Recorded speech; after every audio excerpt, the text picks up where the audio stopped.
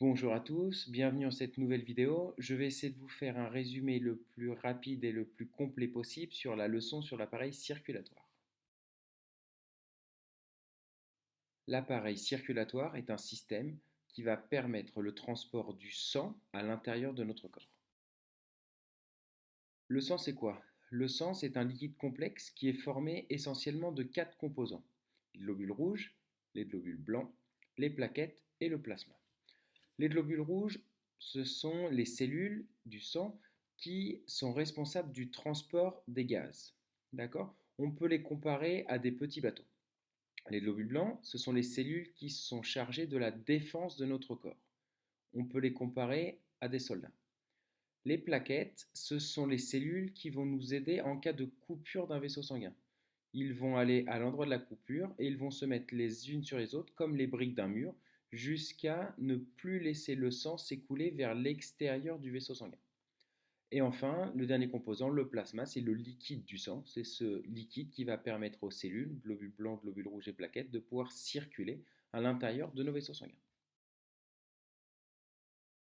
Le sang va circuler dans notre corps à l'intérieur de milliers de millions de petits tuyaux. Ces petits tuyaux s'appellent les vaisseaux sanguins. Il existe trois formes de vaisseaux sanguins: les artères, les veines et les capillaires. Les artères sont toujours représentées de couleur rouge et vont transporter le sang du cœur vers les organes, c'est-à-dire le sang qui est riche en dioxygène. Les veines, quant à elles, vont ramener le sang d'un muscle ou d'un organe vers le cœur. Ils sont toujours représentés de couleur bleue. Et ces veines transportent le sang qui est riche en CO2, en dioxyde de carbone. Et enfin, la troisième forme de vaisseau sanguin sont les capillaires. Les capillaires, c'est l'endroit où mes artères et mes veines vont se relier. Et ces capillaires vont être suffisamment fins pour permettre au gaz de rentrer et de sortir d'un organe, que ce soit les poumons, pour l'oxygénation du sang en dioxygène, ou bien au niveau des organes, pour que ce O2 puisse aller aux organes et que mes organes rejettent un gaz déchet, le CO2. Tous ces vaisseaux sanguins sont reliés les uns aux autres. Ils forment un circuit clos, c'est-à-dire un circuit fermé. Dans ces vaisseaux, le sang va toujours aller dans la même direction, dans le même sens. C'est pour ça qu'on parle de la circulation sanguine comme d'une circulation à sens unique. Pour que le sang circule, il faut qu'il soit poussé. C'est le rôle du cœur qui fonctionne comme une pompe et qui chasse le sang dans les artères. Si on voulait simplifier, on pourrait dire que le cœur est le moteur de notre appareil circulatoire. Le cœur est un organe creux, à peu près grand comme un poing. Il va battre environ 100 000 fois par jour. Alors pourquoi le cœur bat-il? Tout simplement parce que le cœur est recouvert d'un muscle, le muscle cardiaque, et c'est ce muscle en se contractant qui va pousser le sang à l'extérieur de mon cœur pour arriver jusqu'à mes organes. Si maintenant je veux voir comment est fait mon cœur de l'intérieur et que je décide de le couper en deux, qu'est-ce que je vais voir? Je vais voir deux parties qui ne communiquent pas entre elles. Dans la première partie, je vais avoir le cœur droit, avec le sang bleu. Ce cœur droit expulse le sang chargé en dioxyde de carbone vers les poumons, où il va s'oxygéner, c'est-à-dire où il va prendre le O2, le dioxygène.